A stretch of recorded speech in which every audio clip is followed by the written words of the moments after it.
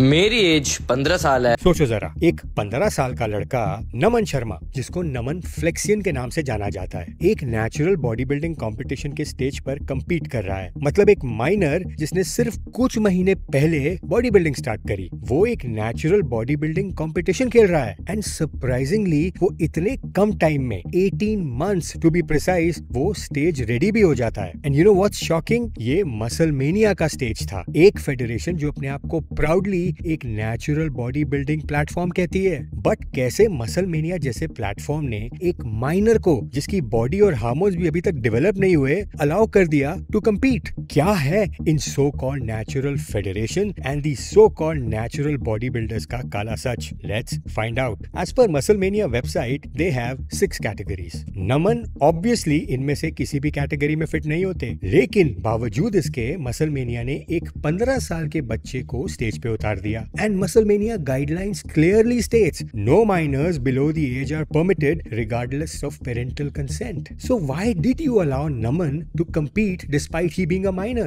और फिर इसी 15 साल के नमन को MuscleMania ने अपने सोशल मीडिया प्लेटफॉर्म पे भी प्रमोट कर दिया with a caption 15-year-old made a rocking stage debut। मैं बताता हूँ क्यों। जितने इन्फ्लुएंसर्स compete करेंगे उतना ही हाइप मिलेगा in so called natural federations को, और बॉडी बिल्डर को in so called natural federation में compete करके मिलेगा natural tag. So it's a win win, body builder का भी फायदा और फेडरेशन का भी। But my question to Muscle Mania is, what happened to all your rules and regulations about minors? Problem सिर्फ यहाँ खत्म नहीं होती। मसल मेनिया का डायरेक्टर 15 साल के नमन को एक अवार्ड भी दे देता है, द मोस्ट पोटेंशियल एथलीट का। मेरी प्लेस सेकंड आई है, फिर भी मेरे को ये ट्रॉफी क्यों दी गई? इस टाइम पर मैं बहुत ज्यादा कंफ्यूज था। मैं सोच रहा था कि मैं फर्स्ट आ गया, बट नहीं।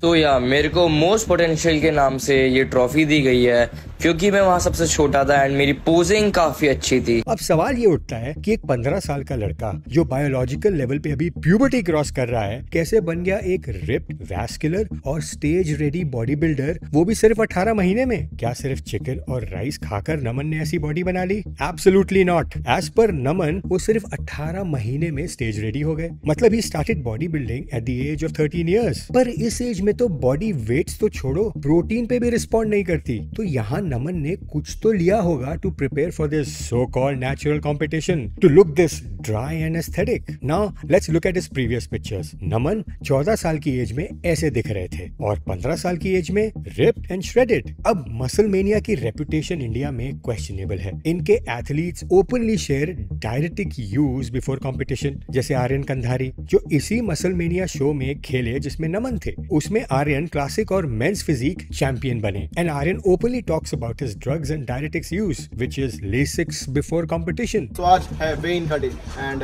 मेरा वेट 82 समथिंग आ रहा था, तो अभी मैं कम कर रहा हूँ। मैंने एक मेडिकल से टैबलेट ली, उससे कम हो जाता है 1-2 किलो।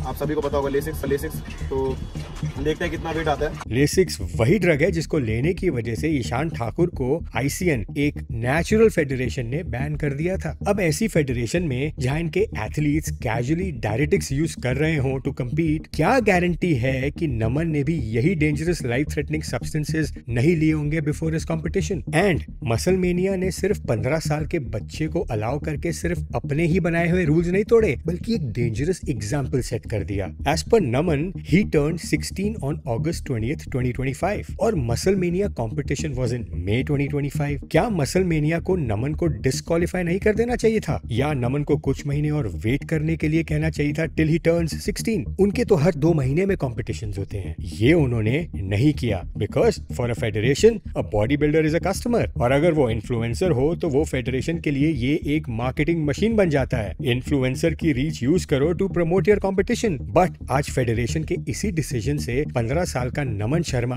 अपनी एज और जेनेटिक्स के नाम पे लाखों बच्चों को इन्फ्लुएंस कर रहा है। और आजकल के टीनेजर्स को लगने लगा है कि छोटी एज में रिप्ड बॉडी बनाना ही सक्सेस का शॉर्टकट है, क्योंकि जब एक 15 साल का लड़का स्टेज पे आता है तो दूसरे बच्चों को लगता है अगर ये 15 साल की एज में ऐसा दिख सकता है तो मैं भी कर सकता हूँ। आपने देखा होगा आजकल 12 से 13 साल के बच्चे openly taking creatine gainers and training with weights. Imagine 12-year-olds taking creatine to compete. What the hell is happening? As per American Academy of Pediatrics, creatine की safety अभी तक teens पर proven नहीं हुई है और research भी बहुत limited है. And that is why taking creatine if you are below 18 years is not safe. इसीलिए मेरा सवाल मसल मेनिया से ये है कि 15 साल का बच्चा, एक माइनर, आपके स्टेज पर compete कर रहा है. आपने इस बच्चे को पहली बात तो अलाउ कैसे किया? कहाँ गए आपके rules and regulations to compete? अगर आप एक बेसिक एज वेरिफिकेशन नहीं कर सकते तो what is the credibility of your dope testing system? एक नॉर्मल स्कूल गोइंग लड़का जिसका अभी ड्राइविंग लाइसेंस भी नहीं बना,